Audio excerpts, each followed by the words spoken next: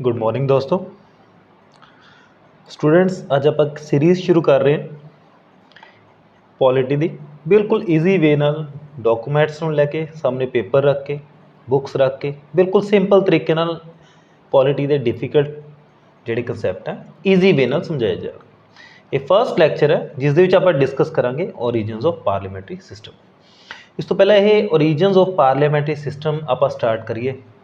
Polity is one of the most important subjects. इन्ना ज़्यादा important है, तुम सोच सकते हो कि अगर यूपीएससी की कट ऑफ 50% भी जा रही है तो उस 50% के 1/3 तो लैके 1/4 तो 1/3 के जोड़े है पॉलिटी के क्वेश्चन, यानी कि 15 तो 20 क्वेश्चन हर साल यूपीएससी पॉलिटी के पूछ रही है। अज आप ओरीजिनस ऑफ पार्लीमेंटरी सिस्टम करना है। बिल्कुल सिंपल वे नाल इसनों आप स्टार्ट कर रहे हैं, सामने कागज़ रख के पैन की मदद नाल। ठीक है जी, जिस तरीके नाल तुसीं खुद तैयारी करते हो उस तरीके नाल मेरी कोशिश है कि मैं थोनों पढ़ावां। अज आप गल कर रहे हैं origins of parliamentary system. Now what is this parliamentary system? Parliamentary system की है आने वाले चैप्टर्स दे विच एम लक्ष्मीकांत बुक दे विच सारियां चीज़ां थोनों पता लग जाएगियां। इसकी शुरुआत किस तरीके नाल हो रही है, कित्थे हुई, वो आप अज डिस्कस कर रहे हैं। बच्चों अज तुसीं देखते हो पार्लीमेंटरी सिस्टम, क्वेश्चन आवर है, रूल्स एंड रेगूलेशंस हैं, स्पीकर है, प्राइम मिनिस्टर है, प्राइम मिनिस्टर के मिनिस्टर्स हैं, पूरा एक सिस्टम है जो अलग अलग कंट्री से अलग अलग तरीके नाल चल रहे हैं। ठीक है जी, बट इसकी शुरुआत इस तरीके नाल नहीं हुई।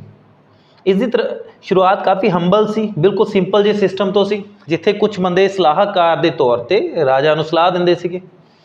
ठीक है जी, बड़े जमींदार बैरन्स वगैरह इंग्लैंड के इसकी शुरुआत हुई। उसी तो यह सिस्टम डिवेलप होया, किस तरीके नाल डिवेलप होया उसकी आप अज गल कर रहे हैं। ठीक है जी, इंग्लैंड इस तरीके नाल नहीं सीगा कि उत्थे राजे दी पावर जिहड़ियां हैगियां किसी होर नाल शेयर कीतियां गई सी। मैडीवल समय दे विच जिस तरीके नाल राजे सी उस तरीके नाल इंग्लैंड के किंग्स भी पावरफुल सीगे।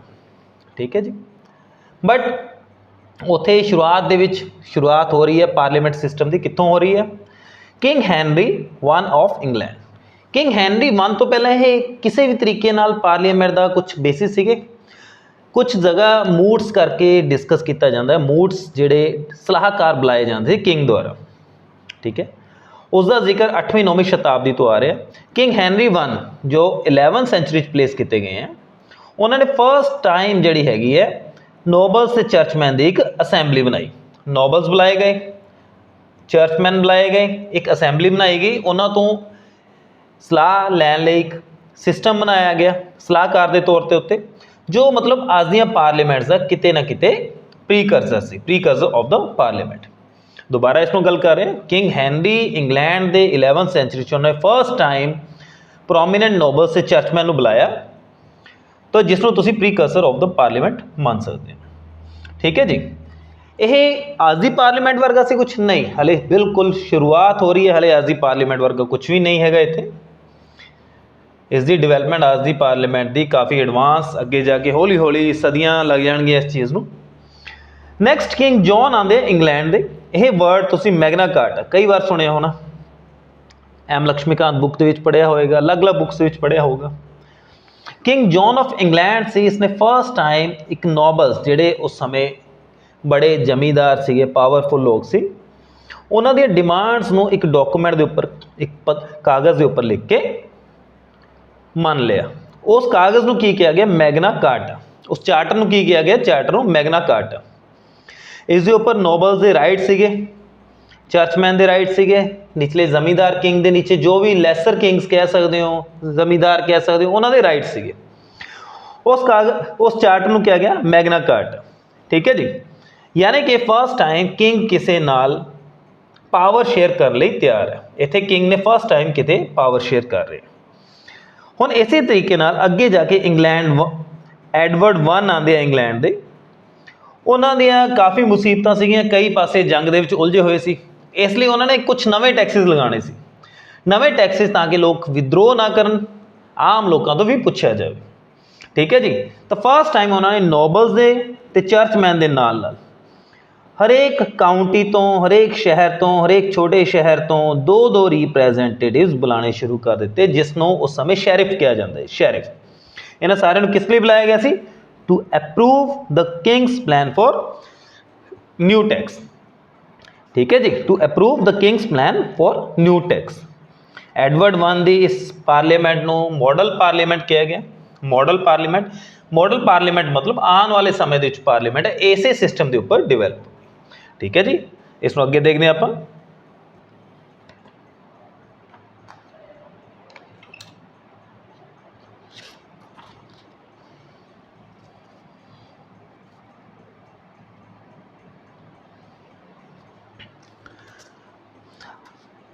Parliament grew in coming centuries.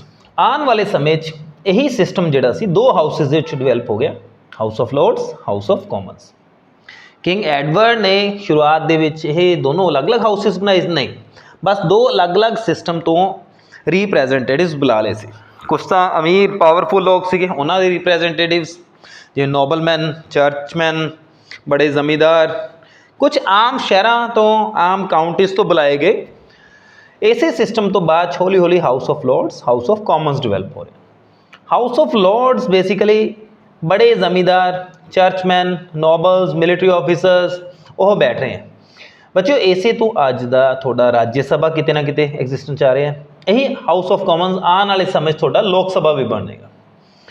How ever the relation between the monarch and the parliament were not always cordial.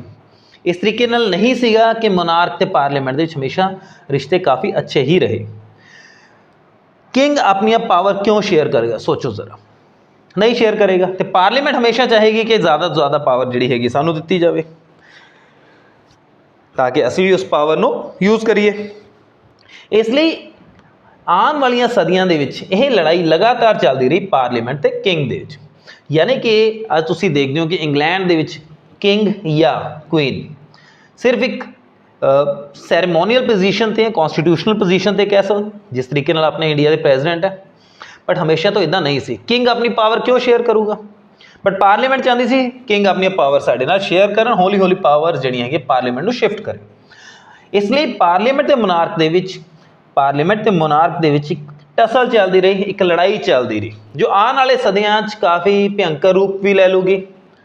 उसमें आप देखते चार्ल्स वन जो 17वीं शताब्दी के हैं, चार्ल्स वन किंग ने पार्लीमेंट को डिजोल्व किया तो almost as a dictator rule किया अगले 11 साल। ठीक है जी, पर इसनों भी किते ना किते कुछ समझौते करने पे पार्लीमेंट के नाल, कुछ अपनिया नीड्स करके ही इसनों पार्लीमेंट कॉल करनी पई। पार्लीमेंट कॉल किते बच्चों, इस समय यह एक इदा का युग चल रहा है जो किंग जिहड़ा हैगा एब्सोल्यूट ही है, वो अपनी पावर किसी नाल शेयर नहीं करना चाहता, बट उत्ते किते ना किते कुछ डिसीजन लैन लई पार्लीमेंट को कॉल किया गया। तो पार्लीमेंट ने अपनी आर्मी बनाई, किंग की अपनी आर्मी है। पार्लीमेंट की आर्मी ने किंग की आर्मी को हरा के उसनों खत्म करवा दिता। Charles one was imprisoned and executed.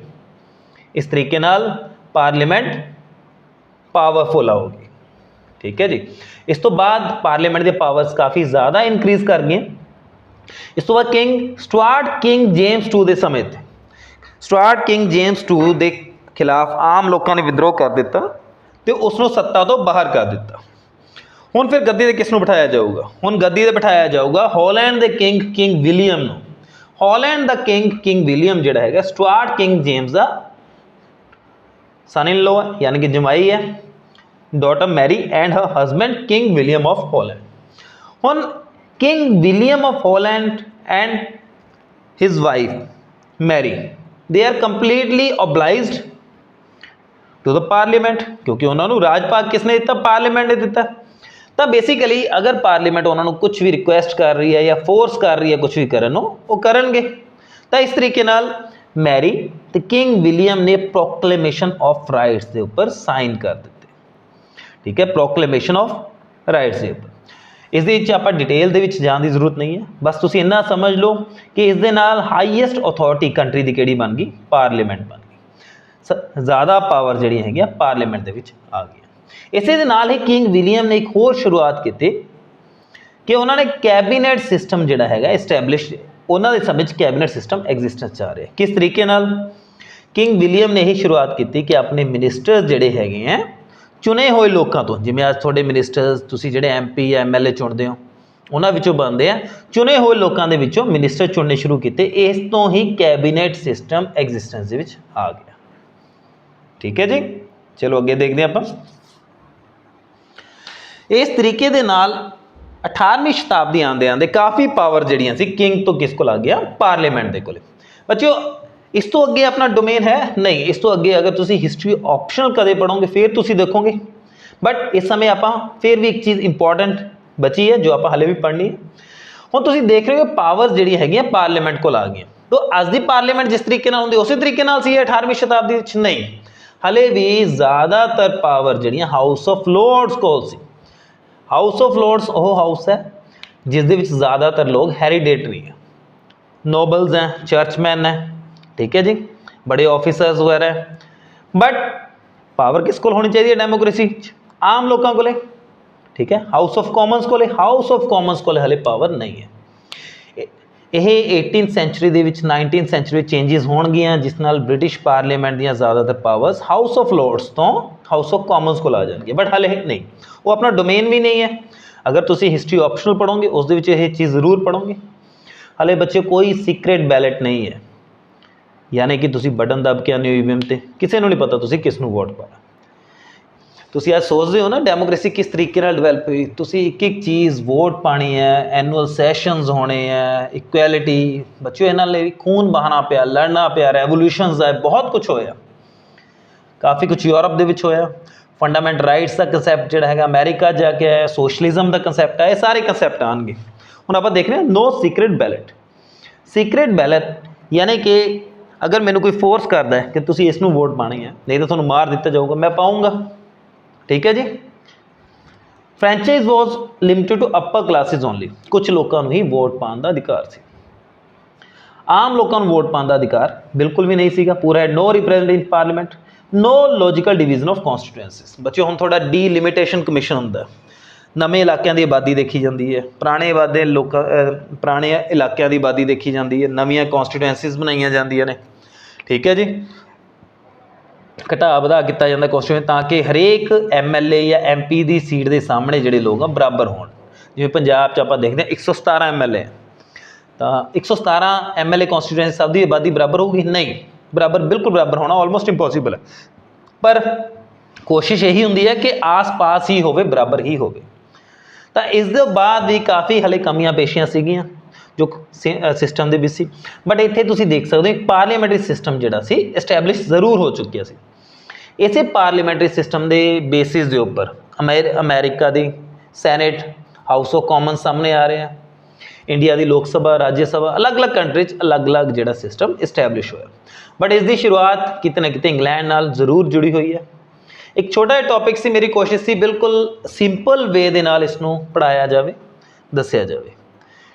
ਇਸ ਲਈ ਅੱਗੇ ਆਪਾਂ ਹੋਰ ਵਧੀਆ ਲੈਕਚਰਾਂ ਲੈ ਕੇ ਆਵਾਂਗੇ ਤਾਂ ਕਿ ਤੁਹਾਡੀ ਅੰਡਰਸਟੈਂਡਿੰਗ ਇਹਨਾਂ ਕਨਸੈਪਟਸ ਨੂੰ ਬਿਲਕੁਲ ਸਿੰਪਲ ਤਰੀਕੇ ਨਾਲ ਤੁਹਾਨੂੰ ਪੜ੍ਹਾਇਆ ਜਾ ਸਕੇ, ਦੱਸਿਆ ਜਾ ਸਕੇ, ਠੀਕ ਹੈ ਜੀ।